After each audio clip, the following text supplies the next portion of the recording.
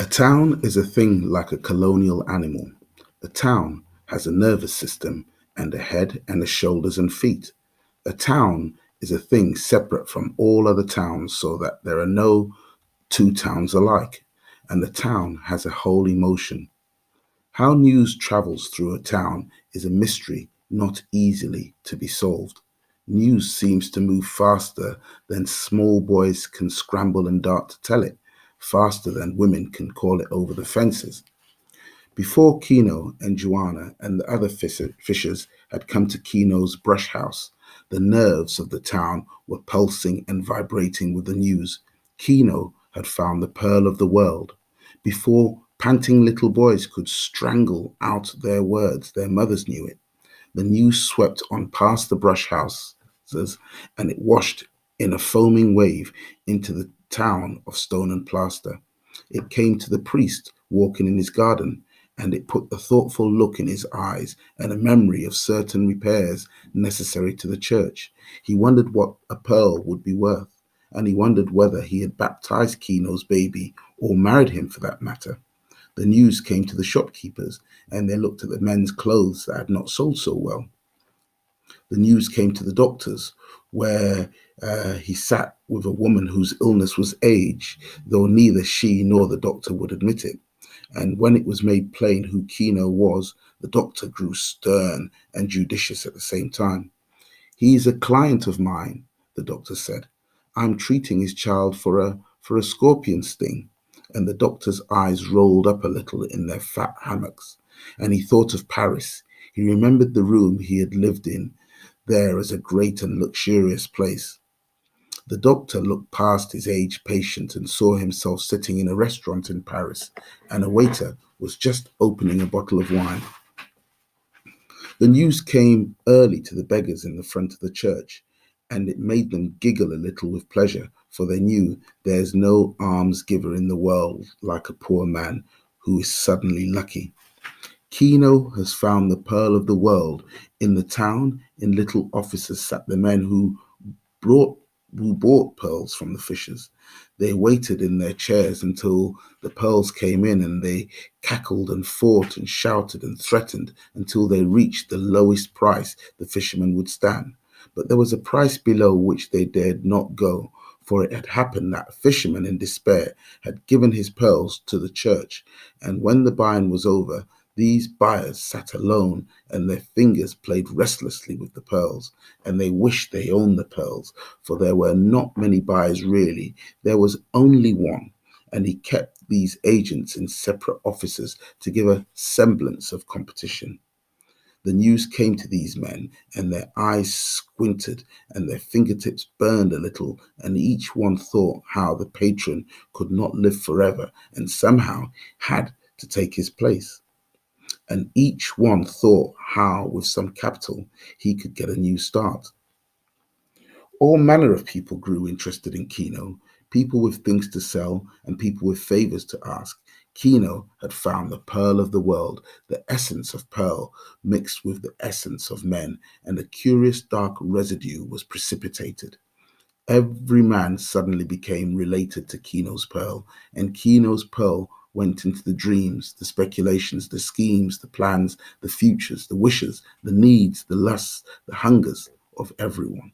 And only one person stood in the way, and that was Kino, so that he became curiously every man's enemy. The news stirred up something infinitely black and evil in the town. The black distillate was like the scorpion, or like hunger in the smell of food, or like loneliness when love is withheld. The poison sacs of the town began to manufacture venom, and the town swelled and puffed with the pressure of it. But Kino and Joanna did not know these things because they were happy and excited. They thought everyone shared their joy. Joan Thomas and Apollonia did, and they were the world too. In the afternoon, when the sun had gone over the mountains of the peninsula to sink in the outward sea, Kino squatted in his house with Joanna beside him, and the brush house was crowded with neighbors. Kino held the great pearl in his hand, and it was warm and alive in his hand, and the music of the pearl had merged with the music of the family, so that one beautified the other. The neighbors looked at the pearl in Kino's hand, and they wondered how such luck could come to any man. And Juan Thomas, who squatted on Kino's right hand because he was his brother, asked, "What will you do now that you've become a rich man?" Kino looked into his pearl, and Joanna cast her eyelashes down and arranged her shawl to cover her face so that her excitement could not be seen. And in the incandescence of the pearl, the pictures formed of the things Kino's mind had considered in the past and had given up as impossible. In the pearl, he saw Joanna and Coyotito and himself standing and kneeling at the high altar, and they were being married now that they could pay. He spoke softly. "We will be married in the church." In the pearl, he saw how they were dressed. Joanna in a shawl stiff with newness and a new skirt, and from under the long skirt, Kino could see that she wore shoes. It was in the pearl, the picture glowing there. He himself was dressed in new white clothes, and he carried a new hat, not of straw, but of fine black felt. And he too wore shoes, not sandals, but shoes that laced. But Coyotito, he was the one. He wore a blue sailor suit from the United States and a little yachting cap, such as Kino had once seen when a pleasure boat put into the estuary. All of these things saw Kino saw in the lucent pearl, and he said, "We will have new clothes." And the music of the pearl rose like a chorus of trumpets in his ears. Then, to the lovely grey surface of the pearl came the little things Kino wanted: a harpoon to take the place of one lost a year ago, a new harpoon of iron with a ring in the end of the shaft, and in his mind could hardly make the leap. A rifle? But why not, since he was so rich? And Kino saw Kino in the pearl, Kino holding a Winchester carbine. It was the wildest daydreaming and very pleasant. His lips moved hesitantly over this. "A rifle," he said. "Perhaps a rifle." It was a rifle that broke down the barriers. This was an impossibility.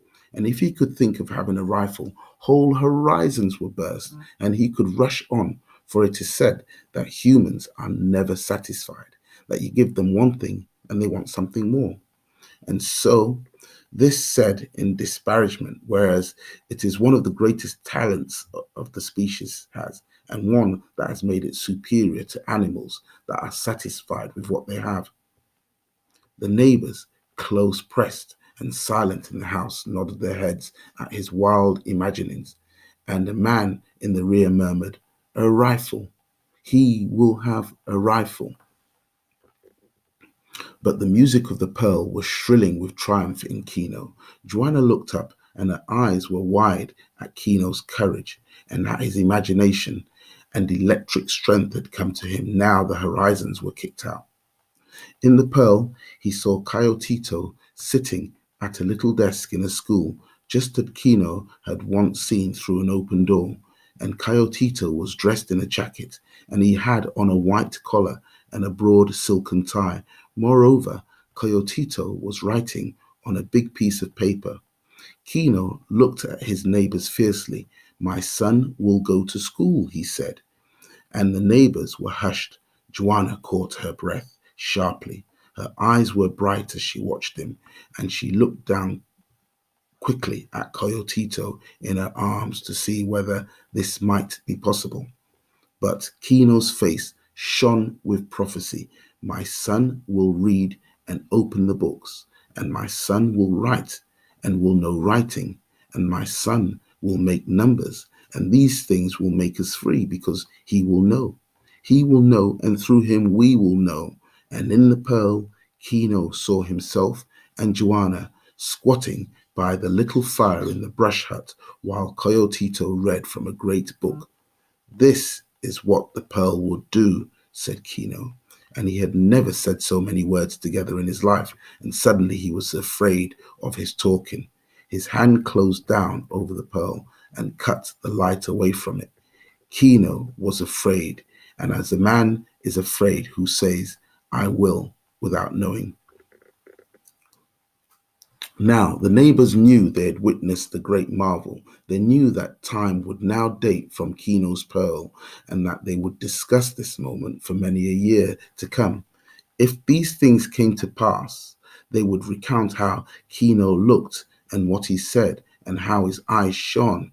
And they would say, he was a man transfigured.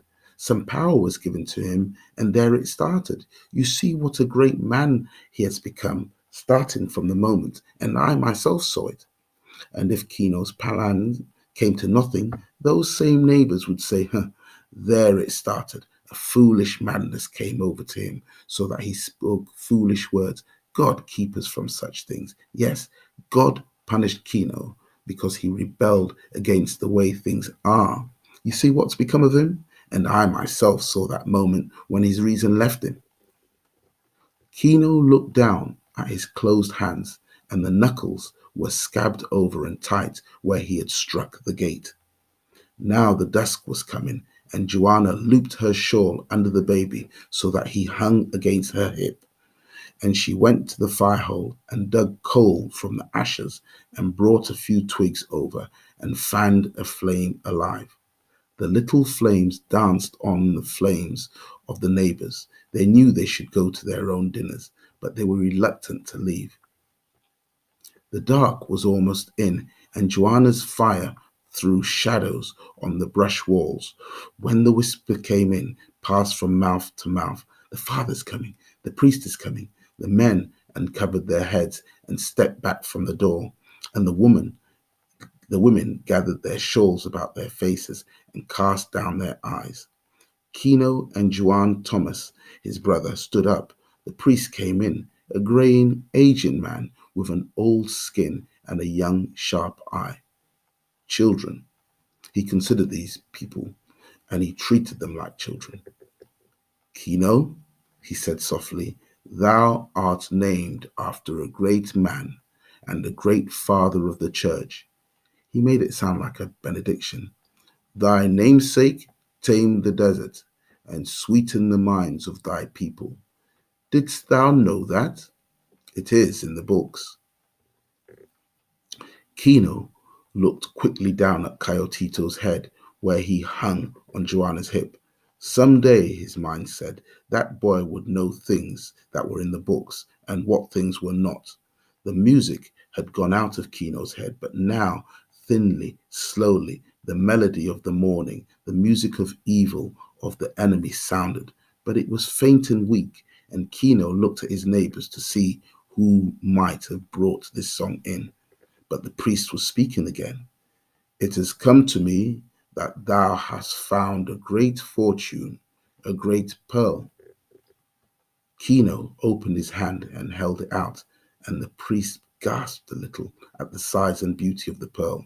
And then he said, I hope thou will remember to give thanks, my son, to him who has given thee this treasure, and to pray for guidance in the future.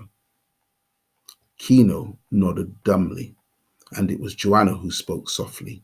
We will, father, and we will be married now. Kino has said so. She looked at the neighbors for confirmation, and they nodded their heads solemnly. The priest said, it is pleasant to see that your first thoughts are good thoughts. God bless you, my children. He turned and left quietly, and the people let him through. But Kino's hand had closed tightly on the pearl again, and he was glancing about suspiciously, for the evil of the song was in his ears, shrilling against the music of the pearl.